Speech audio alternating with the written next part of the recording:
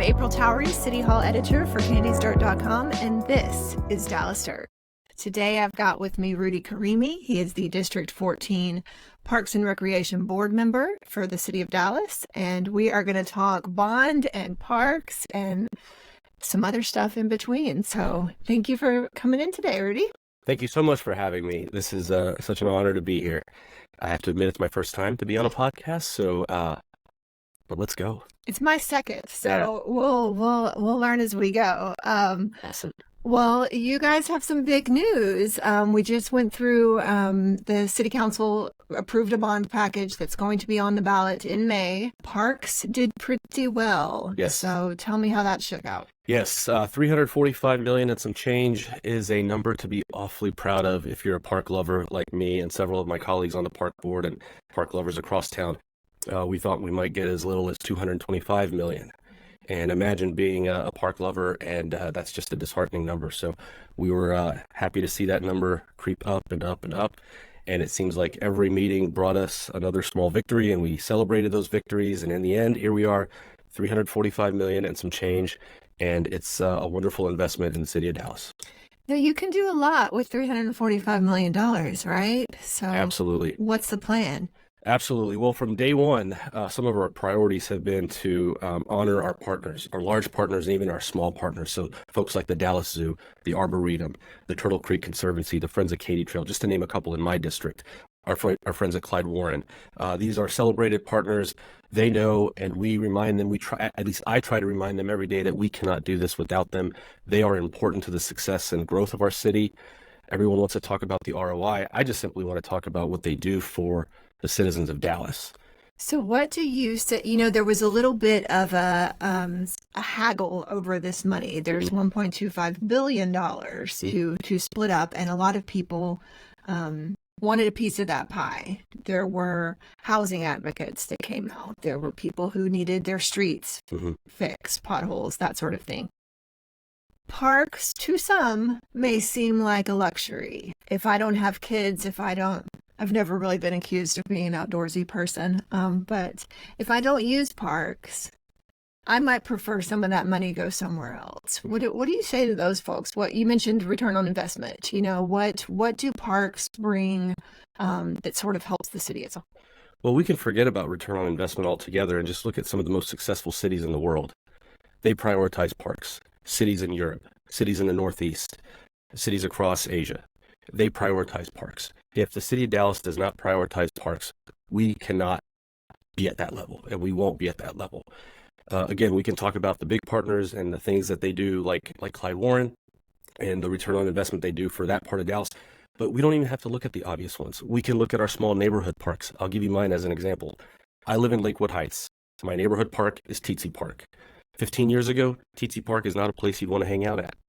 Now you look at Teetsy Park and the homes that have come up and built right around the park, facing the park, just like businesses are now facing Clyde Warren in that little stretch where the highway was. You don't have to look at Clyde Warren. You can look at our small neighborhood parks, and that blueprint has repeated itself over and over across our city, not just in my neighborhood, but in North Dallas, South Dallas, East and West. So these investments in these small neighborhood parks are revitalizing neighborhoods as well. Now, you are on the Park and Recreation Board. Y'all meet every couple of weeks? Correct, twice a month.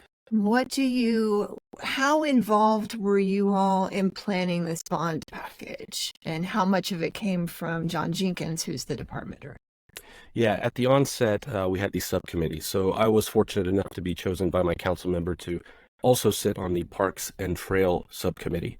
And a handful of other park board members were chosen by their council representatives to serve on the Park and Trail subcommittee. So I kind of got to see both sides of it. I got to see it from that subcommittee side and, of course, from my park board membership side. Both were critical. Both had a say, and both had input on what John Jenkins's leadership team had ultimately decided to put in the package and brought to the table for us to debate. So I was very fortunate in that role. And I hope I did the best I could for my council district. Yeah.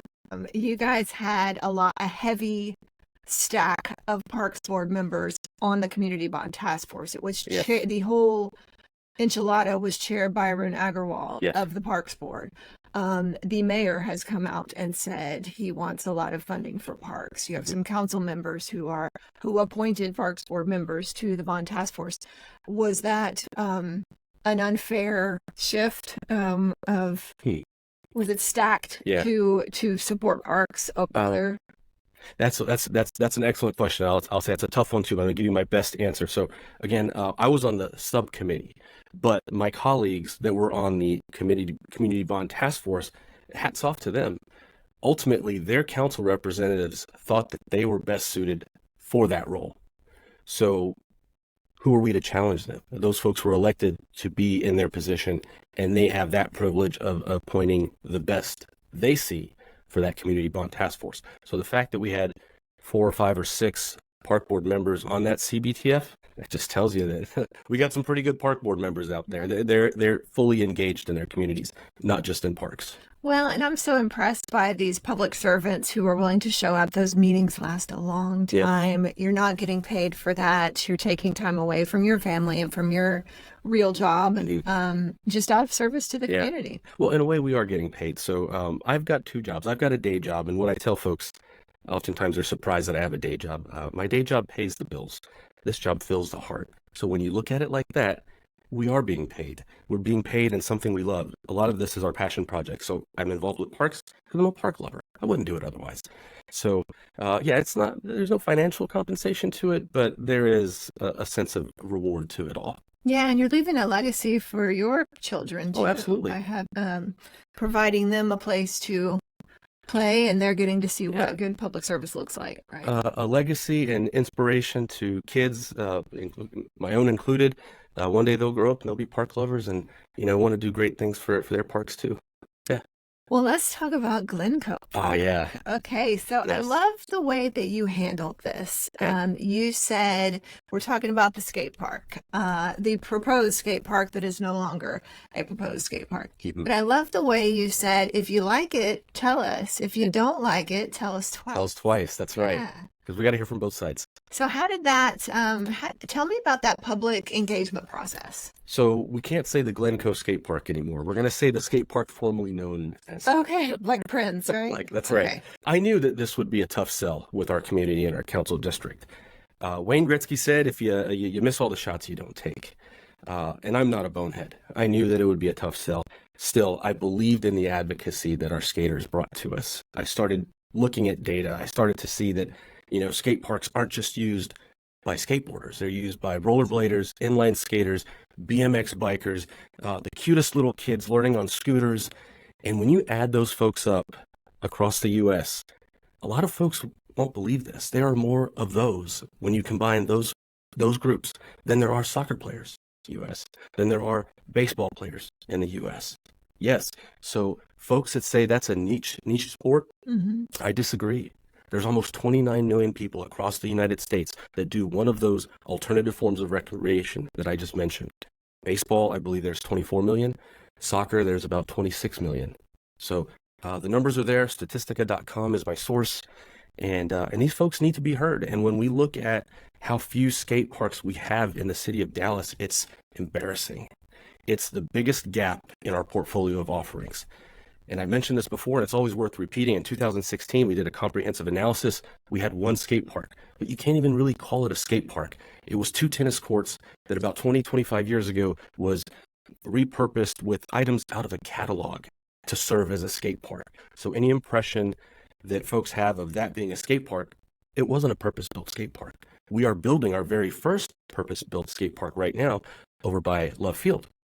Bachman Lake is going to get a $4.5 million regional skate park, and that's going to be our first real skate park. Okay, now to follow suit, we have to have smaller neighborhood skate parks. We can't just have these large regional ones. We have to have them peppered throughout the town. And after looking at the options that I have, and mind you, all my parks in Council District 14 are small neighborhood parks, meaning they're about 16 acres or less. Glencoe was the obvious choice because of many, many reasons. And we moved forward with that. We knew that there would be town halls and public input, and I was waiting for that. I wanted to have my own town halls. I didn't want to just piggyback on Councilmember Ridley's all-purpose town halls. And we had 2 of them. And we had 2 amazing sessions. The first one had 90 people show up. That's pretty darn good for a public input session. 80% of those folks didn't want a skate park in their neighborhood, and they have to be heard. There is no hard, fast rule in the department that says the folks closest to us, to a park, get to dictate the loudest. But in a way, there should be. There should be that rule, because those are the folks that are walking their dogs every day. Those are the folks that are playing with their kids every day. Those aren't the folks who are coming in from across town to use a special amenity. They are there every day. So if they don't want something, they need to be heard. And in this case, they were heard.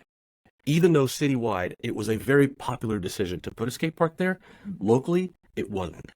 And that is what I call advocacy at its finest. So you like it, you let us know. You hate it, let us know twice. And that's exactly what those folks did. And hats off to them. Well, is there an alternative proposal? I know West There is. Skate Park is fundraising in Oak Cliff. Yeah, hats off to that team. Councilmember West, Park Board Member Huerta, they are crushing it. They have raised hundreds of thousands of dollars to add on to their bond package for Westmoreland Park. For this particular skate park, this was always going to be the smallest one, $500,000. So that's about the size of a playground, footprint 7,000 square feet, if you will. So it wasn't going to be very large. Yes, there is an alternative location. I told the skate community once we pretty much solidified it's not going to be at Glencoe, I said, look, our biggest loss here would be if we lost this skate park altogether, if 3 all of a sudden became 2. I see it as still a victory if 3 remains 3, but we shifted perhaps a mile and a half in one direction or another. We want to stay in East Dallas. A lot of the folks that we're going to benefit at Glencoe are in East Dallas, Old East Dallas, and perhaps even further east. The location that comes to mind now is Samuel Grand. Samuel Grand is unfortunately not in Council District 14. I would love it if it was. It's in Council District 2, which Council District 14 and Council District 2 historically have been BFFs. So we always support each other. Our issues are, a lot of my issues are their issues are my issues when it comes to parks. So when we pitched the idea to Councilmember Moreno, Park Board Member Vondell, they're up for it. They're supportive. It has not been officially named yet, but it should be. I hope it will be soon. There's about 4 or 5 really good locations within Samuel Grand. Samuel Grand is a regional park, 288 acres, somewhere about that. Don't quote me. So there's a lot of good locations in Samuel Grand. So I'm optimistic that $500,000 skate park will end up at Samuel Grand, which, as the crow flies, is about 1.4, 1.5 miles from Glencoe, and it'll serve the same community of East Dallas. Okay. So the people who were going to use Glencoe, just a stone's throw in the other direction. And the money's there. The $500,000 is there. Here's a funny story. If the bond package proposal for parks had dropped under $300,000, it was going to be eliminated. Yeah, it was. Okay. And we were so thrilled that one day when we found out it was 310. What did get eliminated? Athletic fields, some golf courses, maintenance improvements to golf courses and athletic fields, unfortunately. They're still going to dredge White Rock Lake. I believe so. Yes. I believe that's still there. Now that's kind of in a match arrangement with other agencies. So there's going to be a large bucket of money for dredging. Okay, good deal. All right. Well, moving on, and you are the expert on this, and I am not. Our one of our columnists, Karen Eubank, has been writing about Old City Park. I am a little bit out of the loop, but what's the deal? Yeah. I have a confession to make. Okay. Last week was my first time at Old City Park. Really? Yes, I loved it. I showed up for the public input meeting to support Councilmember Moreno and my Park Board member colleague Fania Mondell. They knocked it out of the park. They gave a fantastic presentation. I was impressed by John Jenkins being there and his senior leadership team being there. So much of his leadership staff was there. So many of them were there. And hats off to that entire department. And I was thrilled with the folks who were brave enough to ask some of the questions that were asked. A lot of them were tough questions. There were questions that needed to be asked. Not all of them got answers, and that's par for the course. That's okay. But a lot of them did get some answers. I think some of the most compelling output from that meeting was when Jesse Moreno over and over reiterated, there's not going to be townhomes. There's not going to be high rises. There's not going to be housing here. Despite what you may have heard or you may have read, this is zoned a park. So everyone rest assured, there will be no high rises. There will be no townhomes here. And I'm glad that he said that about 3 or 5 times because folks really needed to hear that. What are the next steps for that? And is the Yeah. Parks Board involved? Yeah, the park board's always going to be involved. Okay. Council District 2 is always going to be involved. The next step is, as outlined in that plan, starting this summer to the next summer, is going to be a year long of community input. And I hope, again, like I kept saying, you like it, you let them know. You hate it, you let them know twice. If there's an idea that's proposed, by all means, let the department know. And another cheesy line I've got for you is, I always tell citizens every day in these neighborhood association meetings is, your advocacy is your gift, and you need to keep giving it. We're nothing without that advocacy. We don't know what to do. Have you seen it make a difference? I know you have with Glencoe. But yeah. Yes, I saw it make a difference at William B. Dean MD Park in 2022 and 2023. There was a master plan. Thank you for the write-up. That was still to this day, I do share that article with folks wanting to know information about what happened at William B. Dean MD Park. So yeah, advocacy does work. Well, let's shift over to Alita Humphreys. Okay. All right, we're going to rewind a little bit back So the backstory from my perspective is I reached out to you January of last year, and I had seen something that you posted on Facebook about the master plan. Yeah. And was not familiar with that. We wrote a story. I thought it was pretty in depth. We looked into the master plan and kind of what was going on there, and there was a little tug of war going on at the time, and then I've heard nothing since. So tell me what's been going on since then. Tug of war is a great way to put it with public lands and parks. When folks see it could be a park, it could be a green space, it could be anywhere that's undeveloped, and there's ideas and there's dollars behind those visions, then it becomes a tug of war. The simple fact of the matter is, don't tug of war on a public park. That's my position on it. Yes, the Kalita is in trouble. It doesn't look great. It's become an eyesore for the past several years, if not decades. I don't know what the plan is that the OAC or others have for the restoration. I know there's a little bit of money in the OAC bond, $5 to $7 million of the Office of Arts and Culture's total bond. And I hope that money gets put to good use, but clearly it's not going to do what the citizens want at the Kalita. The Kalita itself needs $50 million plus for a total comprehensive restoration, inside and out, to bring it to the theater that it needs to be, to make it look like the gem that it originally was. $50 million is a lot of money. You are never going to get that from parks. People need to know that. They were never going to get $50 million from parks. Look at all of our needs across our entire portfolio and consider the fact that we're getting $345 million. And we're so fortunate, and we had to really push hard to get that $345 million. To look back and to think $50 million would go to one project, to one building, it was never going to happen. So I don't think a lot of folks knew that. I don't think a lot of folks realized that. That entire project was $308 million.